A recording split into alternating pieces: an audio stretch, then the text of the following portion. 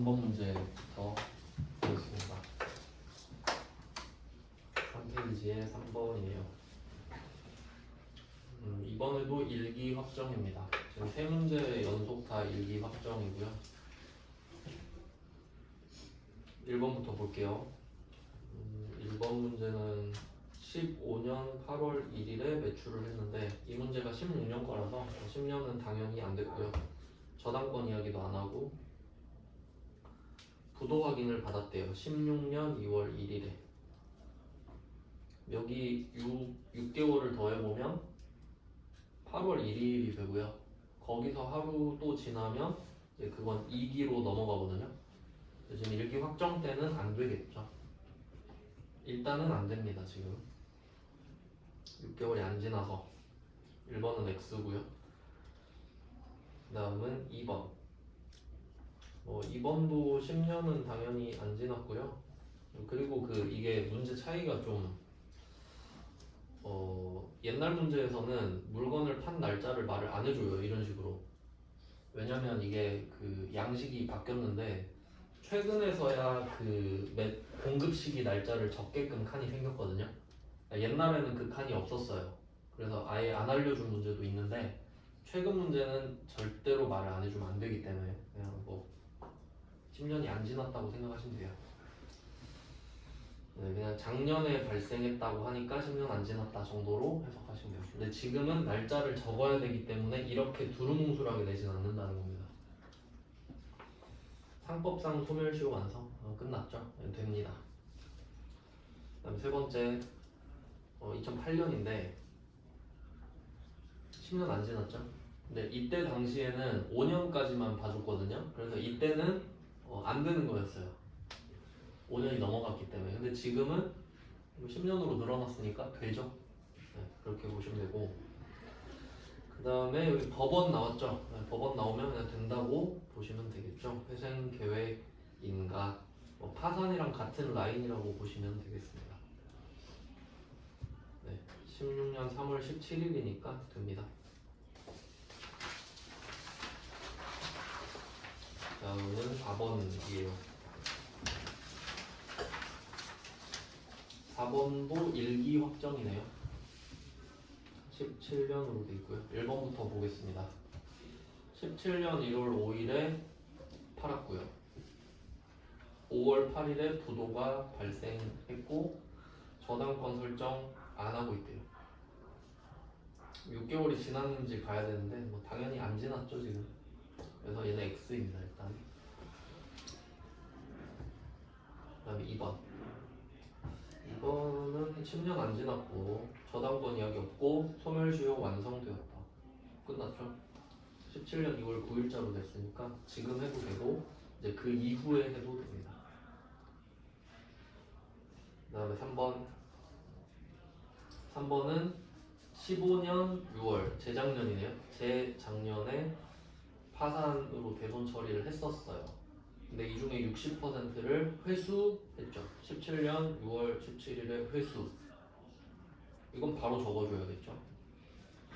그럼 이때 회수한 건 마이너스로 쓴다 그랬죠. 마이너스 990만원 이렇게 쓰시면 됩니다. 세액공제 받았던 거를 토해내는 과정이죠. 그 다음에 4번 역시 10년 안 지났고요. 작년이니까 이때 대표자가 사망했대요. 돈 못 받으니까 되겠죠. 이것도 적으시면 돼요. 다 비슷비슷하죠. 이게 대손세액 공제 신고서 문제고 주로 3점, 4점으로 배점이 되어 있는 걸 볼 수 있죠. 근데 5번 문제는 조금 특이하게 나왔는데 이런 스타일도 있다고 보여드리려고.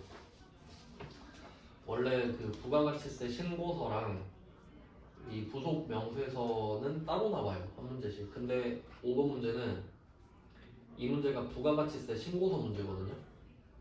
두 번째 줄에 보면 부가가치세 신고서를 작성하라고 돼 있죠. 근데 여기다가 대손세액 공제 신고서를 꼽사리를 껴버린 거죠. 우리 입장에서는 조금 안 좋죠.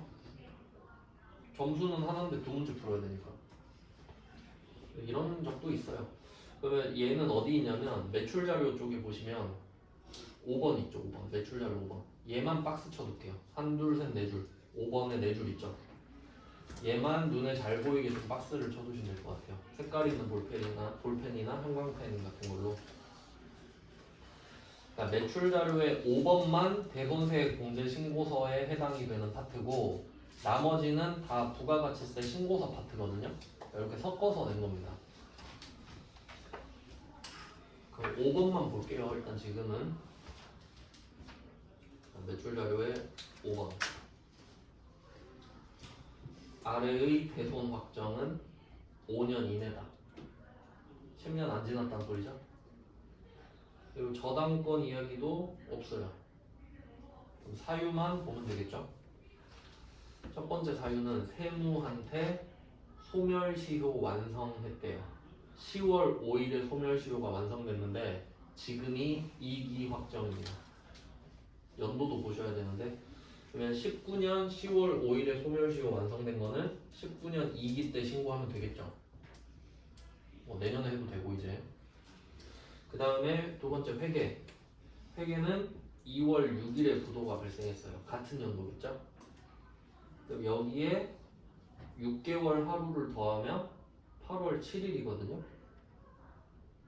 8월 7일이 2기에 포함이 되죠. 둘 다 되는 거네요. 그래서 이 두 개를 대손세 공제 신고서에 적으면 되는 문제였습니다. 뭐 이렇게 꼽사리로 낀 거라서 어렵게 내진 않았죠. 근데 다 비슷비슷하다는 거 아시겠죠? 횟수 정도만 조금 신경 쓰시면 되고. 그러면 뭐 이것도 한 문제만 입력을 해보고 다음 주제로 넘어가 보겠습니다. 그냥 뭐 보기만 하셔도 되고요. 입력이 엄청 복잡한 건 아니다 보니까.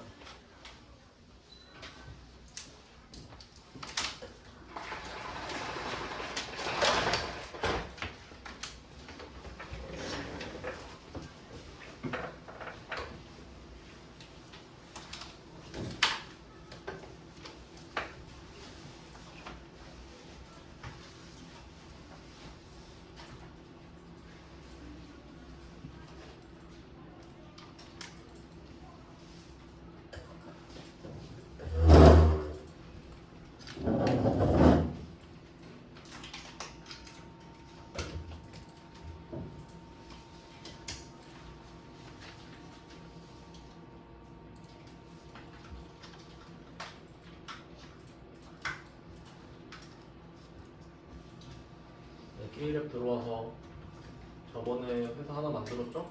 페이퍼 컴퍼니 전산세무 이글 이걸로 하겠습니다. 네, 부가가치 탭으로 가셔서 네, 이번에는 대손세 공제 신고서인데 부속 명세서 1번의 두 번째 줄에 있습니다. 이것도 한 문제만 해볼게요.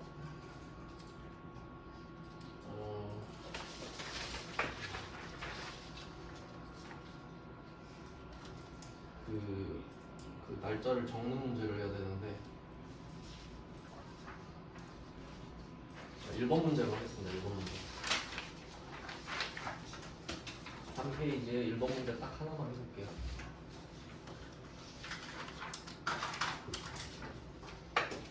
다음 1번 문제 푸는 법. 1기 확정입니다. 그러면 여기 네모 칸에는 4, 6을 쓴다 그러죠. 4월부터 6월 1기 확정.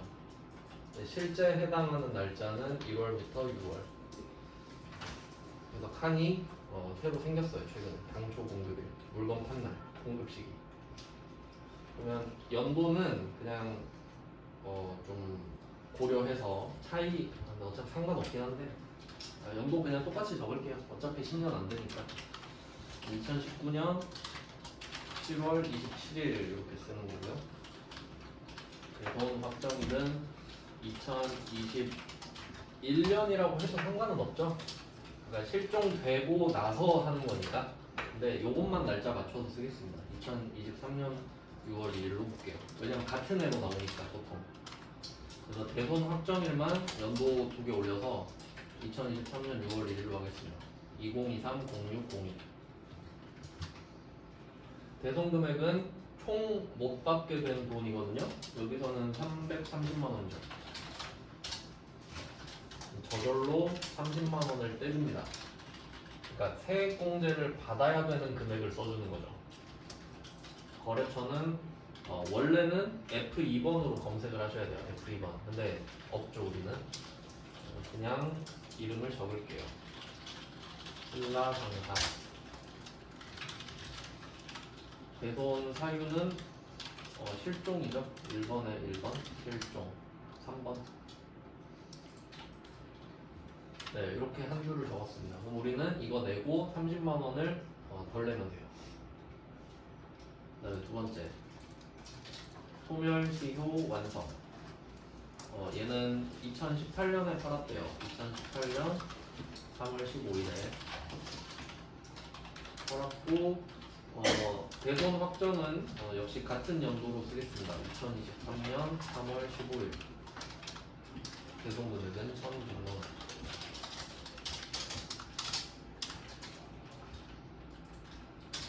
이번에도 거래처는 그냥 쓸게요. 주민주로답니다. 대손 사유는 소멸시효 완성 6번. 엄청 간단하죠. 입력을 못하는 사람은 없을 거고 구분을 못하겠죠. 해야 되는지 안 해야 되는지. 그 다음에 3번은 입력이 아니었죠. 그러면 이거는 그냥 안 된다 하고 넘어가실 게 아니라 된다면 언제부터 되는지까지 계산을 해보시면 좋죠. 그러면 6월 15일에 부동 확인이 됐으니까 얘가 되려면 최소 6개월을 더하면 12월 11일이죠. 네, 거기에서 하루라도 지나야 되니까 12월 12일 이후부터 되는 거예요. 그러니까 올해 2기 확정 이후로 되는 거지. 10년간. 네, 이렇게 해석을 하셔야 돼요. 네, 어쨌든 지금은 안 되죠. 된다면 12월 12일 이렇게 써서 했겠죠. 대손 확정일에다가 참고하시고. 그 다음에 4번 가겠습니다. 4번은 회수잖아요. 회수. 당초 공급일은 2020년 7월이라고만 돼 있잖아요. 이때만 해도 이 칸이 없어서 그래요. 이 칸이 있는데 이렇게 하면 안 될 거 아니에요. 그러니까 그냥 7월 1일로 합시다. 네, 대손세 공제를 이때 받았었고요. 이거는 사실 이것도 아니네. 네, 잘 생각해 보면은 이게 2020년 7월이라고 한 게 물건을 판 날도 아니죠. 이거 대손세 공제를 받았던 날인 거죠. 무슨 말인지 알아요? 물건을 판 날이 아니라 물건 판 날 이후에 대손세 공제를 받은 거잖아요. 7월에. 그러니까 그 일기 확정이니까 7월이라고 이야기를 하는 거겠지. 그러니까 사실 이 날짜는 알 수 없어요. 맞죠? 그러니까 이거는 제가 계속 말씀드리지만 이때는 이 칸이 없었기 때문에 안 알려줘도 됐던 거예요. 그냥 네, 뭐 어떻게 지어낼 수가 없으니까 이렇게 하겠습니다. 그러면 대손 확정일은 알려주겠죠. 그게 돈 받은 날인 거예요. 돈 받은 날. 2023년 5월 31일로 쓰겠습니다. 얘는 마이너스 붙이죠. 마이너스 2,310만 원. 그럼 옛날에 700만 원 써 있는 거에서 210만 원이 빠지는 거죠. 그래서 총 490만 원이 남게 되는 겁니다. 세무서 정산상에. 자, 거래처도 그냥 적을게요. 거래처가 경건상사, 주경건상사. 그리고 얘는 일반적으로 회수가 당연한 건 아니니까 7번에 직접 입력을 고르라고 하네요. 그래서 쓰래요. 대손 채권 일부회수 아세. 그래서 요거는 돈을 회수했을 때는 실무상으로 이렇게 마이너스를 쓰게 됩니다. 네, 이거 말고는 딱히. 그리고 참고로 그 대손 발생이랑 변제가 있는데 대손이 발생했다는 소리는 우리가 돈을 못 받은 거예요. 변제는 내가 못 갚았던 거예요. 이거는 엄청 옛날에 낸 적은 있는데 취지랑 맞진 않기 때문에 안 해도 될 것 같아요. 문제 없으니까. 네, 대손세 공제 신고서 이게 좀 잘 나오는 이유는 어려우니까 10년 따져야 되고 저당권 안 돼 있어야 되고 배송 사유 알아야 되니까 조금 복잡하죠. 근데 뭐 이렇게 했으면 그렇게 어렵진 않을 것 같고요. 이제 다음 주제로 갑니다.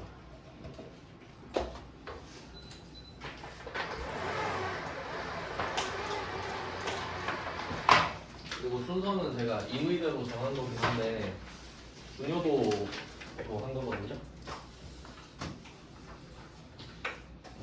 원래는 사실 대손세 공제 신고서를 1번으로 했었어요. 근데 실무적으로 제일 중요한 게 신용카드여서 1번으로 뺀 거예요. 왜냐면 우리 회사가 카드로 물건 사는 건 일반적이죠. 근데 대손 세액공제 받는 게 일반적이진 않잖아요. 물론 안 갚는 애들이 있을 수는 있는데 되게 막 일반적인 건 아니니까. 그 다음에 3번 의제 매입 세액공제 신고서. 얘도 원래 대손 세액공제 신고서랑 투톱이거든요. 얘가 뭐 설명을 한번 드릴게요. 의제 매입 세액공제 신고서.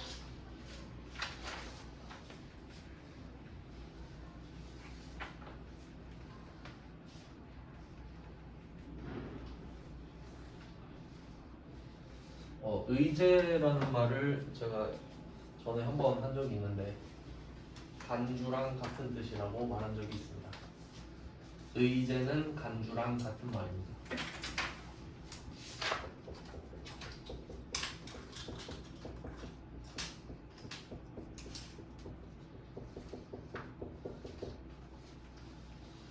그러면 이게 그 좋은 건가 나쁜 건가 한번 생각을 해볼게요. 매입세액이래요. 우리한테 매입세액은 좋은 겁니다. 매입세액이 클수록 부가가치세를 덜 내거나 환급을 받게 되니까. 근데 이걸로 의제를 해주겠대요. 매입세액이 아닌데 매입세액으로 봐주겠다는 소리죠. 그럼 우리 입장에서는 개꿀이죠. 그러니까 결과적으로 세액 공제라는 말이 들어가면 좋은 거죠. 맞죠? 그러면 1번에서 했던 게 신용카드 쓴 거에 대해서 거기 있는 세액 공제 해주는 거죠. 내야 아니까 해주겠다 이런 말이고, 두 번째가 대손세액 공제 신고서. 이것도 네가 돈 못 받은 걸 어떻게 하냐, 신고를 해야 알지 이런 느낌이죠.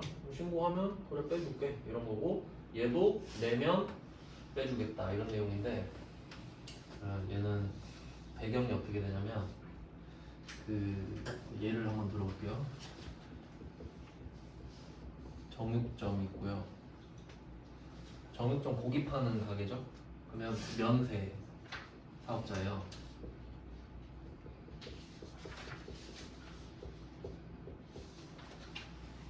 축산품 면세니까 돼지고기 면세.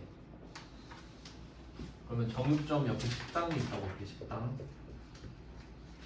식당은 과세 사업자예요. 뭐 이런 상황이라고 할게요. 그러면 이때 정육점에서 식당에 돼지고기를 팔아요. 돼지고기. 그럼 돼지고기는 면세니까 부가가치세 없습니다. 이렇게 되죠. 그 다음에 이 식당에서 이 돼지고기를 뭐 삼겹살로 떼서 팔고 목살로 떼서 팔고 그러겠죠. 고기를 팔아요. 삼겹살. 여기에 매출세액이 발생하겠죠. 뭐 이런 상황인데, 그럼 여기서 주인공은 얘입니다. 지금 이거 이야기를 하자는 거예요.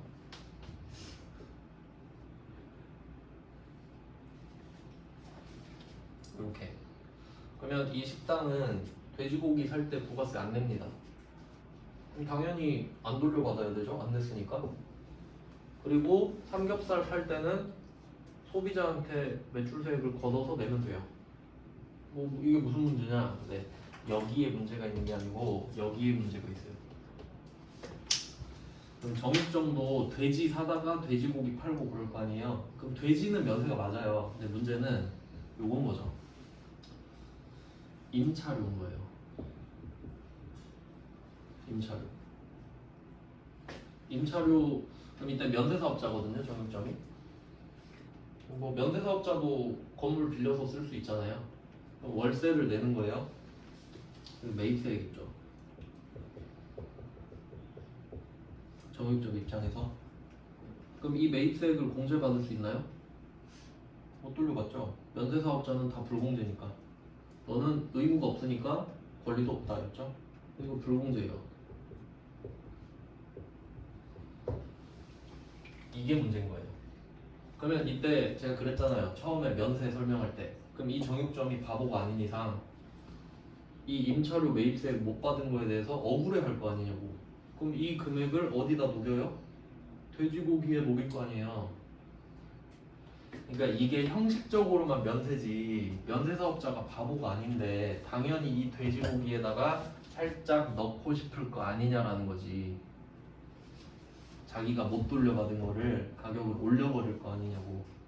그러면 이 식당만 바보 되는 거 아니야? 이건 면세네. 기분이 좋아. 이럴 리가 없지. 저 면세사업자 저거 돼지고기에 임차료 다 넣었을 게 뻔한데. 근데 형식적으로 부가세가 없으니까. 그러니까 차라리 과세사업자는 과세 물건을 사는 게 나은 거야. 이런 걸 누적 효과라 그래요. 부가세가 쌓이는 거잖아요, 사실. 그러니까 이게 알고 있다 이거지, 국세청도. 사실 나도 이거 알아. 그러니까 너 세액이 없잖아. 그러니까 내가 만들어 줄게. 너 없으니까 내가 의제 해줄게, 의제. 좀 덜 억울하지? 이런 느낌. 약간 해소를 해주는 느낌이죠. 뭐 이런 식이라고 보시면 됩니다. 그러니까 다 이유가 있지 않겠어요? 그러니까 국세청도 이거 만들어 놓고 야 면세잖아 면세 이러면 안 된다고. 억지잖아요. 그러니까 나도 알아. 그러니까 슬슬 빼주는 거죠. 달래주면서. 그래서 식당이 주인공이. 그럼 이때 의제 매입세액은 누가 받는 거냐 하면 면세를 사서 과세를 파는 사람. 과세를 사서 과세 파는 사람한테 해줄 이유는 없지. 어차피 그 사람은 매입세액이 있는데요. 그래서 이런 이야기를 하는 겁니다. 그러니까 면세사업자가 나 몰라라 하니까 과세사업자가 덤탱이 쓰잖아요. 이렇게 된다고 보시면 돼요. 네, 이유는 이제 말씀을 드렸고요. 그러면 문제가 뭐냐면 만약에 과세사업자한테 물건을 샀으면 만약에 과세사업자한테 샀다 그러면 10만 원짜리 사면 만 원의 부가세가 붙어 있잖아요. 그럼 만 원 돌려받으면 되죠. 얘는 그냥 팩트 그대로 11만 원을 냈으니까 만 원을 빼주세요 하면 되는데 얘는 의제 매입세액이고 요건 국세청 지 마음대로 해주는 거죠. 그러니까 이게 몇이냐 이거지 세율이. 얼마나 해줄 거냐고. 이걸 외워야겠죠. 국세청이 정한 거니까 외워야지 우리가. 그러니까 간주 공급도 뭐가 간주 공급인지 외워야 됐잖아요. 왜냐면 실질 공급을 외울 필요가 없잖아.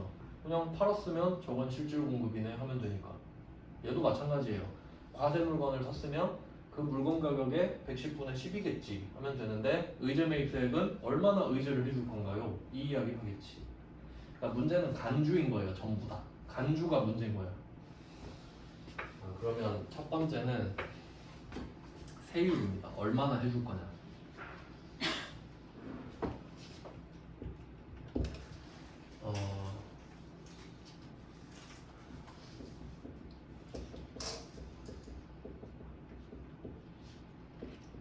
얼마나 해줄 건가요? 퍼센트를 얼마나 해줄 건가요? 이게 문제예요. 원래는 표가 좀 복잡한데 그냥 간단하게 후려쳐서 알려드리겠습니다. 저는 항상 야매를 추구하니까 우리가 세법 조문을 다 외울 수는 없잖아요. 제가 공부한 방법으로 알려드리겠습니다. 일단 여기서는 두 개밖에 안 나와요.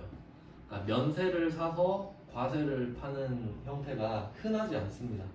근데 여기 식당 하나 나왔죠. 식당 그리고 제조업. 제조업은 돼지를 사서 햄을 만드는 그런 거라 보시면 되죠. 그래서 음식점이랑 제조업. 그러니까 음식점을 요식업이라 그러죠. 그럼 요식업, 제조업 두 개 있다고 할게요. 물론 다른 데도 있는데 그 조문 보면 뭐 나이트클럽 이런 데도 있어요. 과일 안주 있잖아요. 뭐 그런 게 있어요. 근데 그런 것까지 내진 않겠잖아요. 그러니까 그냥 요식업, 제조업. 그러면 둘 중에 누굴 더 많이 해줄까를 고민했을 거 아니에요.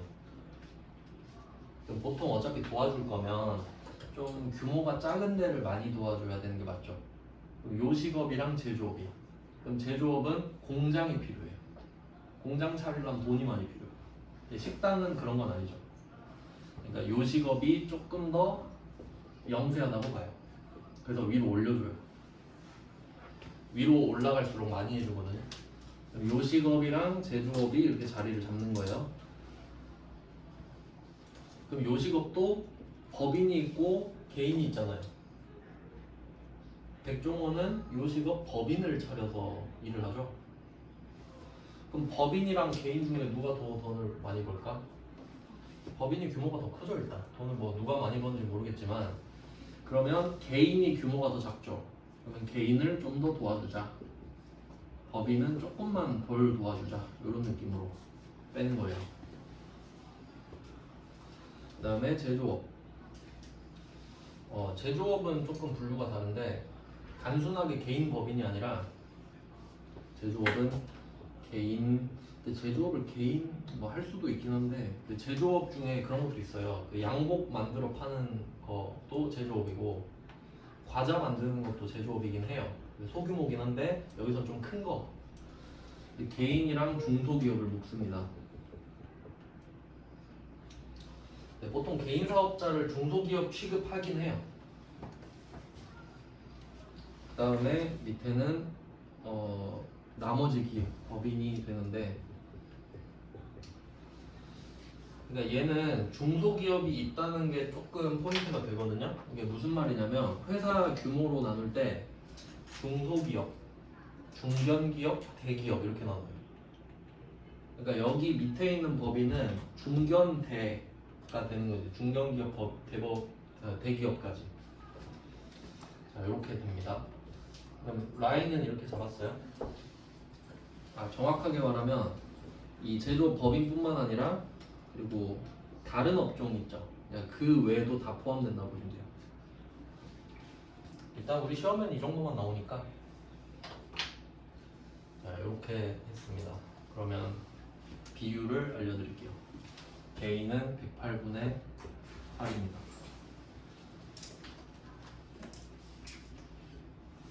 상당히 많이 해주는 겁니다.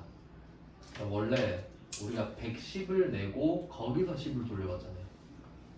근데 10은 냈으니까 돌려봤죠? 근데 얘는 안 냈는데도 108분의 8을 해줘. 그 다음에 법인은 106분의 6이에요. 조금 낮아져요.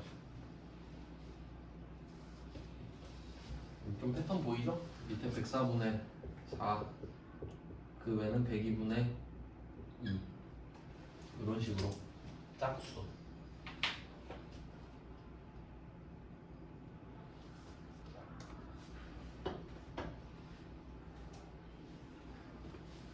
네, 이렇게 됩니다.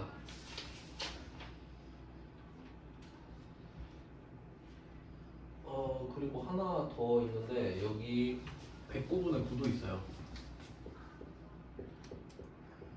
거의 110분의 10의 근접한. 그러니까 110분의 10까지는 해주면 안 되겠죠. 그럼 낸 사람 바보 되니까. 그럼 얘는 뭐냐면, 개인 요식업 중에서도 그 공급 대가 2억 이하일 거예요. 공급 대가 2억 이하.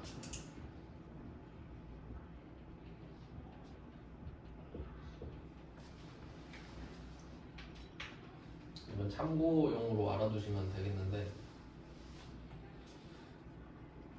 이거 원래 109분의 9가 없어요. 근데 뭐 조특법인가? 한시적으로 좀 도와주는 그런 법들이 있어요. 2년짜리. 근데 끝났는데 또 연장돼서 아마 계속 하고 있는 걸로 알아요. 원래 21년에 끝나야 되는데 2년 연장돼서 아마 올해까지일 거예요. 그럼 이게 무슨 뜻인지 생각해 볼게요. 공급 대가가 가지는 의미가 엄청 많단 말이에요. 공급 대가 첫 번째 의미, 부가가치세가 포함됐다. 맞죠? 근데 한 개 더 있어요. 공급 대가라는 개념은 6개월마다 책정이 돼요. 1기, 2기잖아요. 그러니까 1기 공급대가, 2기 공급대가 이렇게 가는 거예요. 그러니까 우리가 일상적으로 쓰는 말 중에 연매출액이라는 말이 있잖아요. 근데 부가가치세법에서는 연매출액이란 말 안 써요.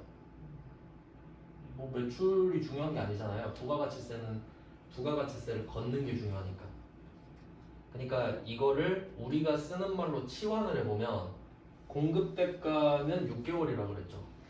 1기, 2기 따로니까. 그러면 1기 2억, 2기 2억 하면 대충 연매출 4억 정도로 조금 치환해서 쓰기도 하겠죠.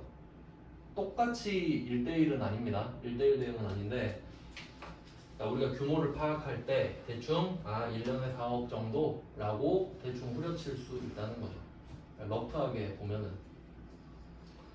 근데 거기에 부가세가 또 포함되어 있는 거예요. 그러면 규모가 좀 작다가 저 정도구나 라고 생각하시면 돼요. 그럼 그 정도 규모도 아니면 그러니까 뭐 동네 떡볶이집 이런 데 보시면 되겠죠? 그러면 너네는 109분의 9 해줄게 정도. 네, 그렇게 해도 돼요. 이게 첫 번째입니다.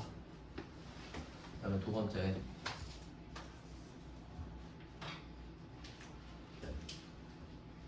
이게 그 면세 물건을 산 거에 대해서만 해보기 때문에 그 증빙을 한번 따져볼게요. 무엇을 받아야 되는가 라고 했을 때 뭐 당연히 계산서, 그러니까 의제 매입세 공제신고서에서는 절대 세금 계산서가 나오면 안 되죠. 그건 그냥 받으면 되니까. 그럼 계산서 받은 거에 그 금액의 몇 분의 몇 이렇게 가는 거니까. 자, 그럼 계산서도 되고 카드 전표도 되죠. 현금 영수증도 되겠죠.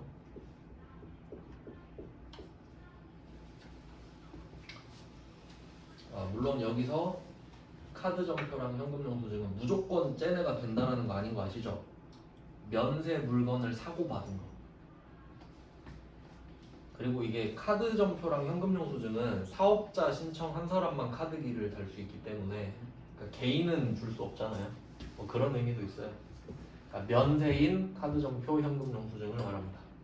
뭐 이거 어렵지 않잖아요. 근데 예외가 있어요.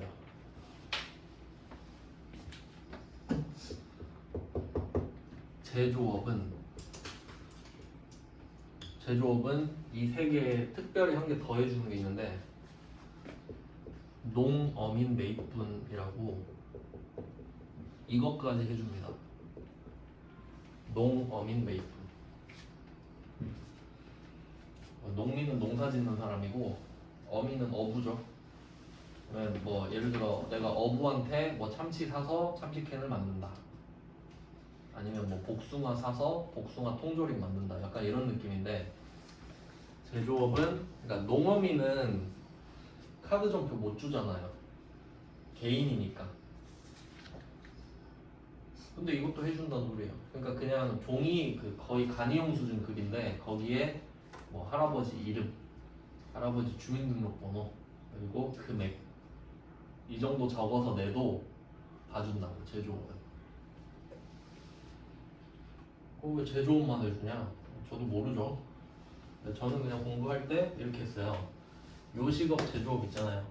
그럼 요식업한테 몰빵 해줬죠? 그러니까 제조업이 여기서 좀 섭섭했다 이거지. 섭섭해서 야 삐졌어요. 그러니까 요거라도 해줄게.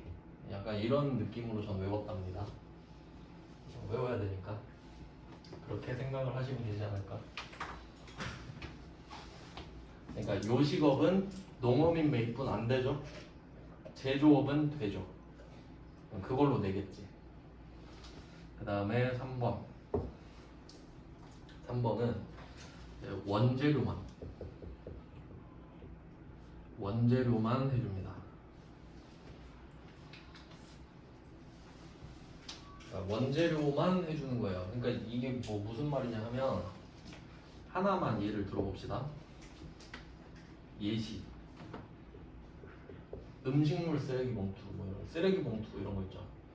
그럼 쓰레기 봉투를 살 수 있잖아요. 근데 쓰레기 버려야 되니까. 근데 쓰레기 봉투가 재료는 아니죠. 그럼 이건 안 돼요.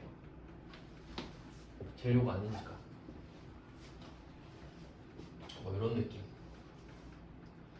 그러니까 이게 좀 세법이랑 회계랑 이제 세무 2급은 그 비교를 하셔야 되는데 한번 예를 들어볼게요. 내가 복숭아를 샀다고 합시다. 복숭아를 100만 원어치 샀다고 할게요. 그러면 복숭아는 면세죠. 그럼 부가세가 없으니까 그냥 복숭아 100만 원 이렇게 할 거 아니에요. 그럼 얘는 계정 과목이 원재료죠.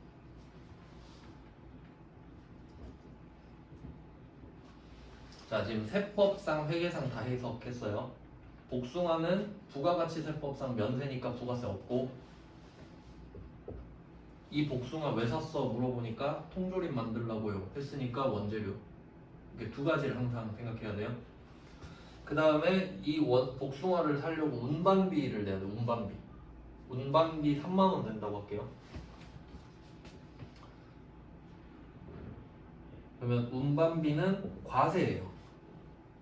과세 서비스예요. 그러면 3만 원, 3천 원 이렇게 들어가겠죠? 그럼 이 3천 원은 별일 없으면 공제 받죠? 불공제 사유 아니니까 세금 계산서 받고 3천 원 돌려받으면 되죠? 이게 부가가치세법. 그 다음에 재무회계로 넘어와 봐요. 얘는 계정 과목이 뭘까? 원재료죠. 이거 운반비 안 냈으면 복숭아를 어떻게 갖고 와? 그럼 얘도 원재료가 되잖아요. 여기까지 이해되시죠? 그러니까 세법과 회계를 같이 생각해야 돼요. 그러니까 복숭아가 103만 원이잖아요. 그러면 회계 기준으로 103만 원인 거죠. 근데 의제매입세액은 부가가치세법이지. 운반비 껴줄까요? 안 껴준다고. 100만 원에 몇 분에 몇 이렇게 해준다고. 이해돼요? 원재료만 이랬잖아. 계정 과목 이야기하는 게 아니라 실질적 이야기라는 거죠. 그러니까 부가가치세법 하는데 가가지고 회계상으로는 이거 아닌데요. 그거는 회계고요. 이렇게 말하겠죠.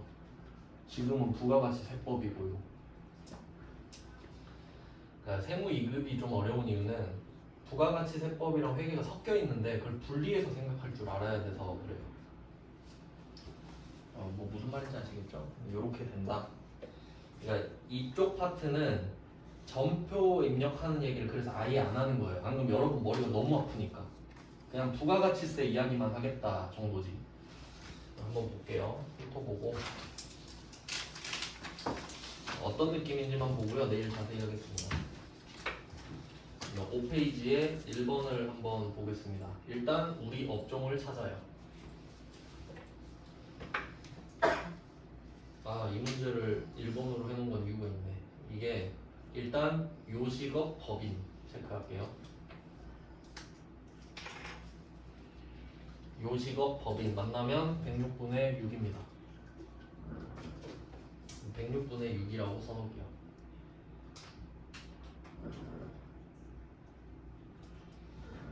그리고 이 문제를 1번으로 해놓은 이유가 중요한데 문제 두 번째 줄에 보면은 의제 매입세 공제 신고서라고 써있죠.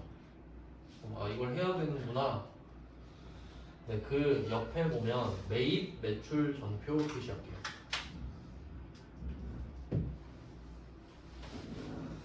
기본적으로 항상 베이스는 매입 매출 전표입니다. 그러니까 이 문제로 유출을 해보건데 매입 매출 전표에다가 뭐 복숭아 사고 운반비 내고 당연히 쓸 거 아니에요. 거기서 세팅을 따로 하면 이쪽으로 넘어오게 돼 있어요. 거기서 뭔가를 건드리면 이쪽으로 오게 돼 있다고요. 자동으로. 그러니까 자동 반영이란 말 있잖아요. 그러니까 원래 그런데 원래대로 해라 이거거든요. 근데 뭐 몇 번 말씀드렸지만 세무 2급에서는 자동 반영이 아니라 그냥 다이렉트로 적으라고 해요 보통. 그러니까 이게 세무 1급 스타일이거든요. 이 1번 문제가.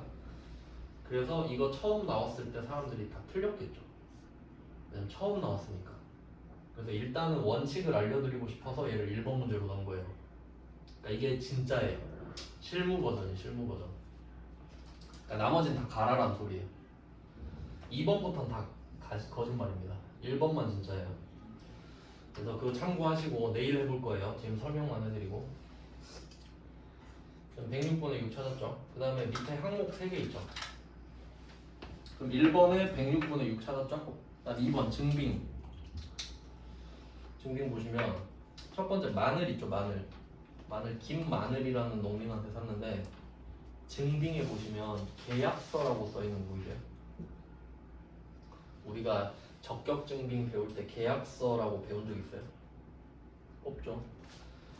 그러니까 원래 계약서라는 거는 해도 되고 안 해도 돼요.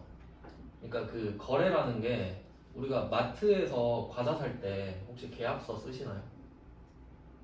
안 써도 돼요, 거래할 때. 근데 부동산 거래할 때 계약서 쓰죠. 그럼 그냥 비싸서 그래요. 그냥 비싸서. 비싸니까 조심하자고. 계약서는 형식적인 거고요. 근데 여기서 포인트는 농민이죠. 농민이 뭐 계약서는 아까 말씀드린 간이용 수준 정도로 해석하시면 돼요. 그러니까 그 계약서가 증거는 되겠지. 세무서한테 가가지고 보세요, 저쪽이 김마늘 아저씨랑 그 계약했잖아요. 거짓말 아니라고요. 이 정도 느낌인데 그럼 농어민 매입분이 됩니까? 우리 요식업인데? 안 된다 이거지. 그러니까 농민의 X 치고 이유는 요식업이랑 연결을 하셔야 되죠. 그러니까 여기선 요식업 개인도 안 되고 법인도 안 되는 거예요. 업종 자체를 말하는 거니까. 그러니까 이게 포인트가 된 거지. 첫 번째 106분의 6 아니야. 두 번째 요식업은 농어민 매입분 안 되는 거 아니야. 요거까지 물어본 거니까 농민 탈락. 네, 그럼 이거를 회계 처리를 안 하냐? 그건 또 아니죠. 사긴 샀는데 이거에 대해서는 106분의 6을 안 해준다는 소리입니다. 그냥 뭐 산 건 산 거잖아요. 그러니까 그건 회계. 근데 세법상으로 따로 세액공제를 해주진 않겠다라고 해석해야 맞지. 일반 전표에는 적겠죠. 그 다음에 두 번째 6월 30일 음식물 쓰레기 봉투 이거 말씀드린 거. 이거 재료 아니죠. 그럼 얘는 음식물 쓰레기 봉투에 X를 쳐야죠. 재료가 아니니까 3번 나온 거잖아요. 네, 이렇게 됐고요. 그 다음에 세 번째 사과. 이게 안 되면 이 문제를 안 냈겠죠. 자, 사과는 계산서 받았네요. 그럼 원재료 맞고 계산서 받았고 안 될 거 없네요. 그럼 얘는 되겠죠. 그러니까 한번 예측을 해보면 아마 음식물 쓰레기 봉투도 제가 알기로 면세거든요. 근데 뭐 알아서 쓰긴 쓰는데 그러니까 이게 실제랑 그 시험을 좀 잘 구분하셔야 되는 게 우리가 3개를 산 건 팩트잖아요. 그러니까 이 3개 다 전표에 적긴 적어요. 근데 여기서는 의제 매입세액에 해당이 되는 거래만 매입 매출 전표에 적으라고 한 거예요. 그러니까 세 번째 것만 적는 거지 실제로도 나머지 2개를 안 적는 게 아니란 거지. 왜냐면 우리가 돈을 쓴 걸 적어야 되니까. 일단 뭐 대충 틀은 이렇고 1번 문제가 제일 중요하고요. 내일 입력하면서 또 자세히 설명을 드리겠습니다. 오늘은 여기까지 할게요. 고생하셨습니다.